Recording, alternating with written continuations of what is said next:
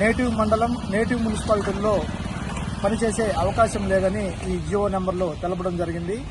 దీనివల్ల మా సచివాలయ ఉద్యోగులు చాలని జీతాలతో ఈ మండలం కాకుండా వేరే మండలం, ఈ మున్సిపాలిటీ కాకుండా వేరే మున్సిపాలిటీలో పోయి పనిచేయడం వల్ల చాలా వ్యయ ప్రయాసాలకి కూడుకున్న పని.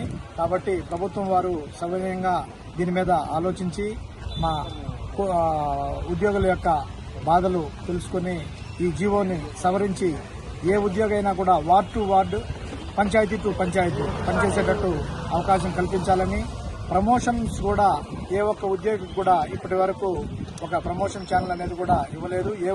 సుమారు 6 సంవత్సరాలు అయింది. గత ప్రభుత్వంలో కూడా ప్రమోషన్స్ ఛానల్స్ ఇవ్వలేదు. ఈ ప్రభుత్వంలో కూడా ప్రమోషన్స్ కానీ నోషనల్ ఇంక్రిమెంట్లు మాకు రెండు నోషనల్ ఇంక్రిమెంట్లు బకాయిలు ఉన్నాయి.